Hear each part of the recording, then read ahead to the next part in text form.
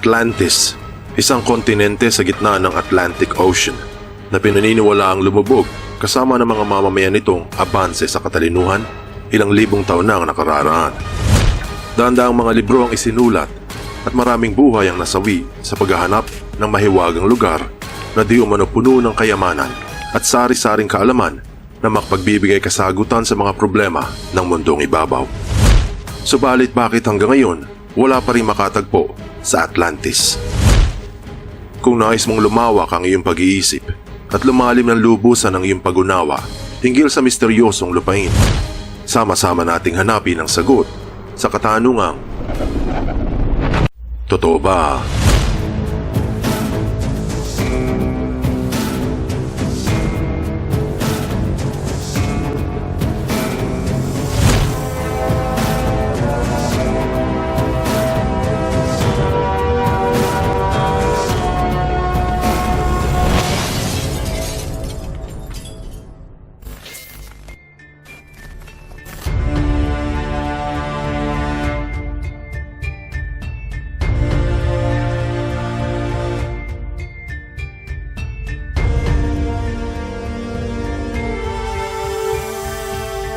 Ano ang Atlantis? Kaila sa marami na ang kwento ng Atlantis ay kinatha ni Plato, isang philosopher na mula sa Athens, ang kapital ng bansang Griego. Subalit pagdating lamang ng mga taong 1882, nung inilathala ang librong isinulat ni Ignatius L. Donnelly, nang ang kwento ay naging higit pa sa isang alamat. Ganito ang salaysay sa mahiwagang lupain ayon sa librong Atlantis, The Antediluvian World. Ang Atlantis ay isang kontinente o higanting isla na nasa Atlantic Ocean. Malapit daw ito sa tinaguriang Pillars of Hercules o sa iba, ang Strait of Gibraltar. Ito ang tawag sa makitid na daanan ng karagatan sa pagitan ng mga kontinente ng Europe at Africa, pagtawid mula sa Atlantic Ocean at Mediterranean Sea. Kung tumpak ang interpretasyon ng mga eksperto, marahil kasing laki ng bansang Libya at Asia ang kontinente ng Atlantis kung pagsasamahin ang dalawa. Ayon sa alamat, ang kaharian doon ay unang pinamunuan ng lalaking si Atlas, kung kaya ito tinawag na Atlantis. Si Atlas ay anak ng babaeng si Cleito at ng Diyos ng karagatan na si Poseidon. Itinaguyod ni Atlas ang kapangyarihan ng kaharian sa ilalim ng mahusay na batas at konstitusyon na natutunan nito sa kanyang ama. Nasa ilalim ng kaharian ng isang magilas na sandatahang militar na sumakop sa mga lupain ng Afrika, Ehipto at Italia. Itinuring itong isa sa mayroong pinakaabansing hukbong sandatahan. Iba't ibang mamahaling mineral ang mayroon sa lupain katulad ng ginto, pilak at ang tinatawag na orichalcum. Napakaraming kahoy ang makukuha panggawa ng mga gusali at sari-saring halaman pagkain para sa mga hayop. Nabanggit din na sa kung anong dahilan maraming elepante sa kontinente. Iba-ibang klase ang mga prutas at gulay na maaani. Makikita ang matatayog na templo, palasyo at mga daungan ng barko. Bihasa ang mga tao doon sa paggawa ng mga tulay dahil ang lugar ay puno ng maliliit na isla na tinatawag na zones gamit sa pagtawid sa maraming katawan ng tubig. Iba't ibang laki at sukat ng mga tulay, ang iba ay kasing lapad ng barko na dumadaan sa ilalim ng mga nito. Sa pinakasentro ng kontinente, matatagpuan ang kaharian ni Atlas. Sa loob ng palasyo ay may templo na inalay sa mga magulang nito. Ito ay napapaligiran ng gintong haligi upang wala makapasok sa sagradong sambahan.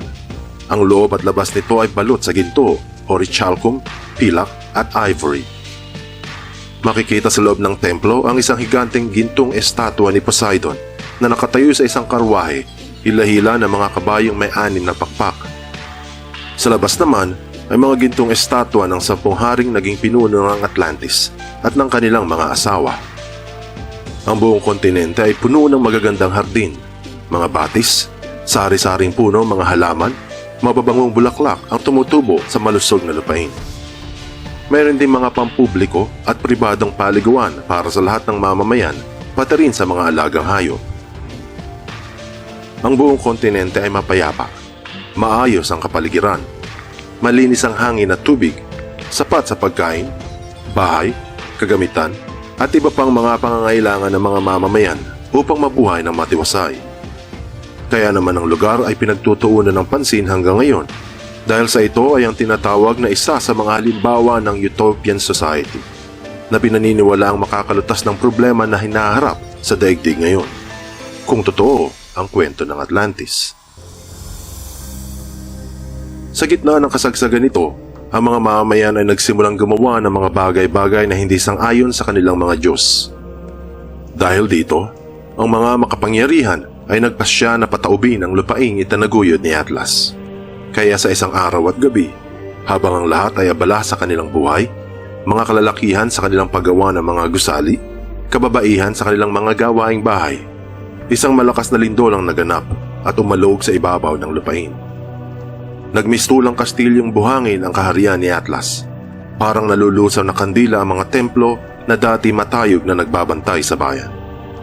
Hindi pa natatapos ang lindol nang isang pagsabog ng bulkan ang gumulat sa lahat, sa mga abala at sa mga natutulog ng mahimbing. Nag-aapoy na putik ang dumaloy sa dating mapayapang kalsada hanggang sa unti-unting lamunin ng karagatan ang higanting isla. Ayon sa salaysay ni Plato, sa isang iglap, naglaho sa mapa ang kontinente. Sa paanan ng karagatan at tabunan nito ng natuyong lahar at tumigas na putik.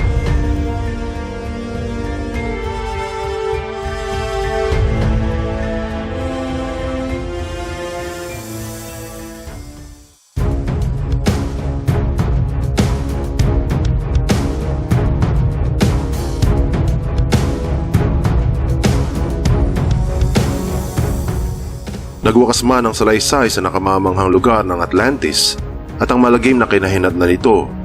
Ang paghahanap sa labi ng kontinente ay hindi pa rin nagtatapos.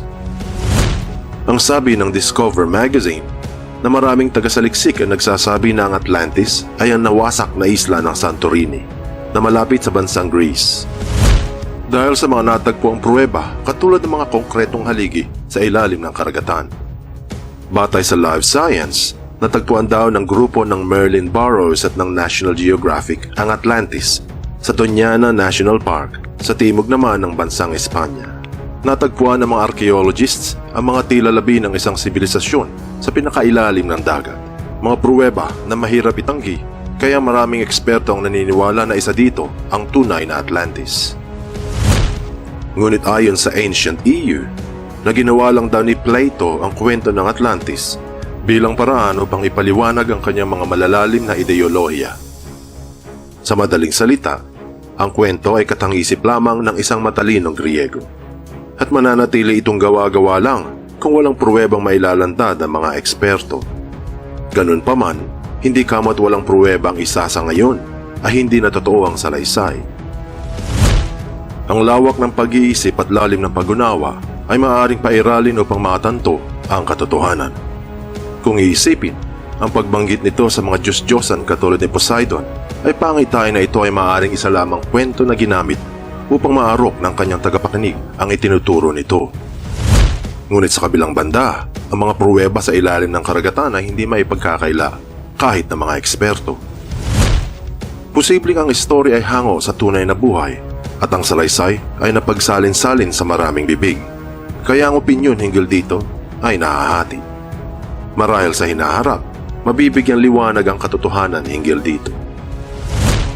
Daang-daang mga libro ang isinulat at maraming buhay ang nasawi sa paghahanap ng mahiwagang lugar na di umano puno ng kayamanan at sari-saring kaalaman sa buhay.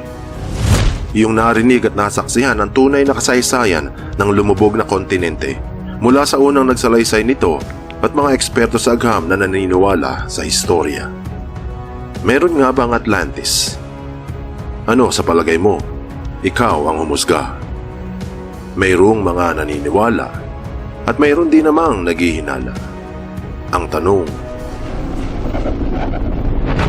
totoo ba